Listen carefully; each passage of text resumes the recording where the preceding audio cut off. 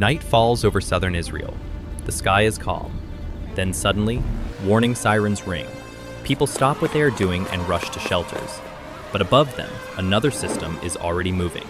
Sensors and radars detect the rockets almost instantly. Computers begin calculating their path. A moment later, interceptor missiles launch from the ground to block the incoming missiles heading towards Israeli cities, moving twice the speed of sound. Then, one rocket after another explodes in midair, sometimes only a few hundred meters above rooftops. What you're seeing is Israel's Iron Dome, a high-tech shield designed to stop rockets before they hit. The system was put in place in 2011 and quickly became one of the most talked about parts of Israel's military. The way media and leaders describe it can make it seem almost invincible and capable of stopping every threat. But during major conflicts, rockets still hit cities. So if the Iron Dome is such a strong shield, why do rockets still land inside cities? How does the Iron Dome actually work, and how effective is it really in real war? This is how the Iron Dome actually works, and why even one of the most advanced air defense systems in the world still has limits.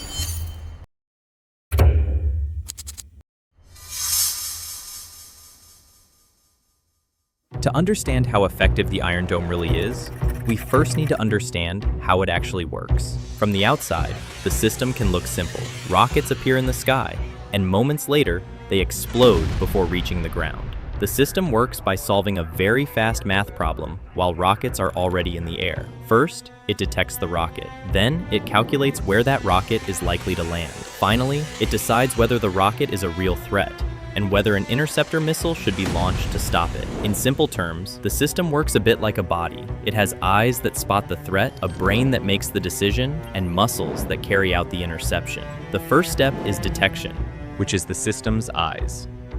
Each Iron Dome battery includes a radar system called the ELM-2084 multi-mission radar, which constantly scans the sky for launches. The moment a rocket leaves the ground, the radar detects it and begins tracking it almost immediately. This radar can detect and follow rockets at distances of up to about 70 kilometers and track many targets at the same time. The radar tracks the rocket's position, speed, and direction in real time. Once the radar collects the data, it sends everything to the control center, which is the brain of the system. This part is known as the Battle Management and Weapon Control System. Inside this control center, powerful computers analyze the information from the radar. They calculate the rocket's path, estimate the impact point, and decide whether the rocket is dangerous. This prediction is the most important part of the system.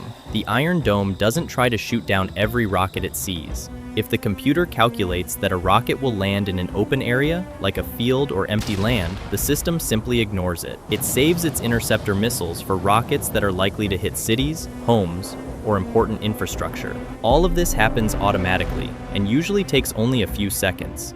A typical Iron Dome battery includes 3 to 4 launchers connected to this control system, and each launcher carries up to 20 interceptor missiles ready to fire. If the system decides the rocket is a threat, the final step begins: interception.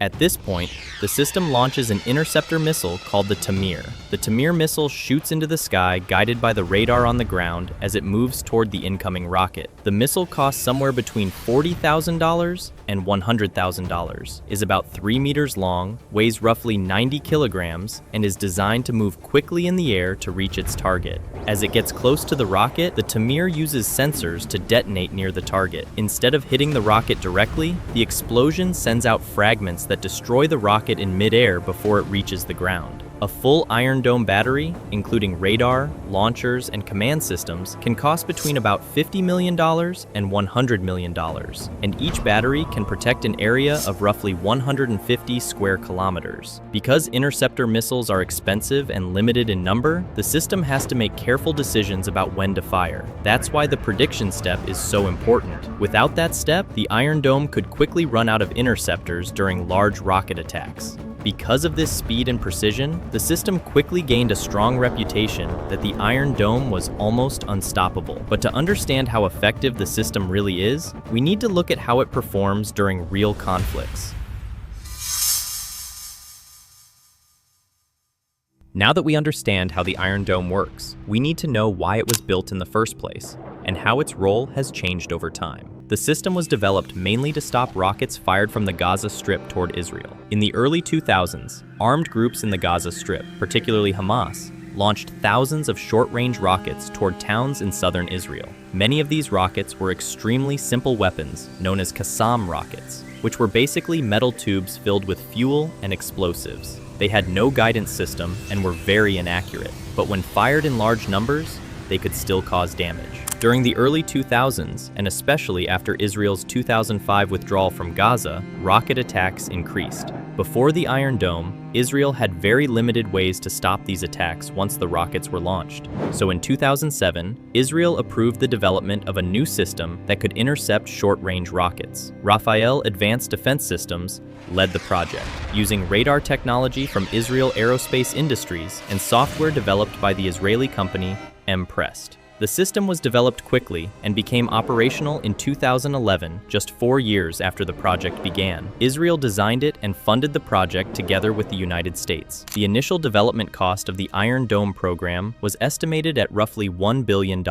Between 2011 and 2021, the U.S. provided more than $1.6 billion, along with additional funding later for interceptors and new batteries. The system was built to intercept short-range rockets fired from distances of about 4 to 70 kilometers, but the battlefield did not stay the same. Over time, the threats evolved, and so did the system. Hamas began using longer-range rockets, capable of reaching major cities like Tel Aviv and Jerusalem, as well as new types of weapons like drones and low-flying cruise missiles that are harder to detect on radar. Attacks also became larger. Instead of launching a few rockets at a time, they started firing dozens or even hundreds of rockets within minutes. Engineers responded by constantly upgrading the Iron Dome. This process is often called spiral development, meaning the system is improved while it is already used and operating in combat. In 2014, during the Gaza war, Hamas launched over 4,500 rockets toward Israeli territory. On October 7, 2023, came the largest attack the system had ever faced. Hamas launched a massive surprise assault on Israel that began with thousands of rockets fired in a short period of time. The number of rockets overwhelmed many defenses in the early hours and were able to hit multiple targets. The pressure on Israel's air defenses didn't stop there. As the war spread, rockets and drones started coming from other fronts too, including Hezbollah in southern Lebanon and Iran-backed groups in Syria and Iraq. Then, in April 2024, the conflict jumped to a whole new level when Iran launched its first direct large-scale attack on Israel in response to an earlier Israeli strike on an Iranian diplomatic compound in Damascus. Iran fired over 300 aerial weapons at Israel, including about 170 long-range drones, roughly 30 cruise missiles, and more than 120 ballistic missiles from over 1,000 kilometers away. The drones were sent first and took hours to cross the region, giving time for a big international defense effort to kick in. U.S. Navy destroyers in the Mediterranean and Red Sea shot down several missiles. American and British fighter jets also intercepted drones over Iraq and Syria. French aircraft helped track and destroy more targets, and Jordan's Air Force shot down drones that crossed into its airspace. By the time the attack reached Israel, many of the incoming weapons had already been destroyed far from Israeli territory. But even with that very high success rate, a few still made it through, including a ballistic missile that hit near Nevatim Air Base in southern Israel. The attack showed something important about modern air defense. Even when the interception rate is extremely high, the system still has limits and challenges. One of its challenges is what experts call the speed gap. If a rocket is launched from very close to a city, it can reach its target in less than 20 seconds. In those cases, the radar may only detect the rocket a few seconds before impact. That leaves very little time for the system to calculate where the rocket is going and launch an interceptor. Another problem is something known as a saturation attack. The Iron Dome can track and intercept many rockets at the same time, but it can still get overwhelmed. Each battery carries a fixed number of interceptor missiles. When dozens or even hundreds of rockets are fired within minutes, some of them can slip through simply because the system cannot deal with every target at the same time. Then, there is the economic side of the problem. Each Tamir interceptor missile costs tens of thousands of dollars, often estimated between $40,000 and $100,000, while the rockets coming in may cost only a few $100s to make. Tamirs can reduce damage, but during long conflicts, stopping large numbers of cheap rockets can become very expensive over time. But the Iron Dome was never meant to work alone. In reality, it is only one part of a much larger defense network, and this is how it works.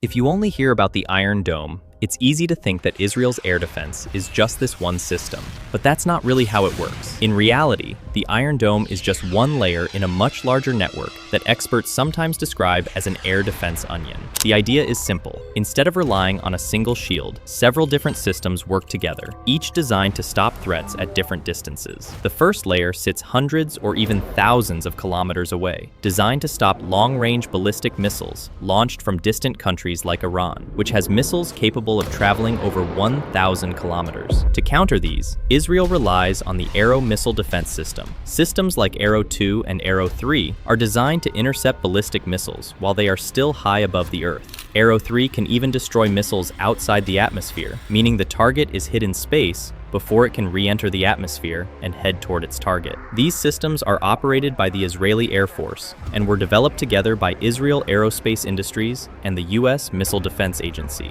These interceptors are extremely advanced and expensive, often costing several $1 million each. The next layer addresses closer threats, including medium-range missiles and cruise missiles that could be fired from neighboring countries like Lebanon, Syria, or Iraq. This layer is handled by David's Sling. David's Sling was developed as a joint project between Israel's state-owned Rafael Advanced Defense Systems and the U.S. aerospace and defense company Raytheon. It acts as the middle shield, and its job is to deal with threats that are too big or too fast for the Iron Dome, but not quite in the same category as long-range ballistic missiles. David's Sling uses an interceptor called the Stunner missile, and it fills the gap between the very high-altitude Arrow systems and the shorter-range defenses closer to the ground. Finally, the closest and most well-known layer is the Iron Dome. More recently, another layer has started to appear. In 2025, Israel began developing a new system called Iron Beam, which works very differently from the others. Instead of firing interceptor missiles, this system uses a powerful laser to destroy incoming threats. The laser can target rockets and drones and damage them while they are still in the air. One big advantage is cost. While an Iron Dome interceptor can cost tens of thousands of dollars, each Iron Beam shot may cost only a few cents in electricity. And because the laser moves at the speed of light, it can also respond very quickly to short-range threats. Many analysts believe this technology could help solve one of the biggest problems in air defense, the high cost of stopping cheap rockets. The Iron Dome may be the most visible part of that system, but it's really just one piece of a much larger defensive puzzle. Put together, these layers form a defense network designed to deal with threats at every stage. So, does the Iron Dome actually work? The short answer is yes, but not in the way many people imagine. It isn't a perfect shield that stops every rocket in the sky. Instead, it's a smart defense system designed to reduce damage and buy time. Since it became operational in 2011, Israeli officials and many defense analysts have said that Iron Dome intercepts around 90% of the rockets that it actually decides to engage. Those numbers helped build the system's reputation as one of the most successful air defense systems ever built. But real war is messy, and the numbers can change depending on the scale of the attack. The biggest example came on October 7, 2023, when Hamas launched roughly 2,200 rockets toward Israel in about 20 minutes, one of the largest attacks the system had ever faced. Even with multiple Iron Dome batteries active, some rockets slipped through during the big wave of launches.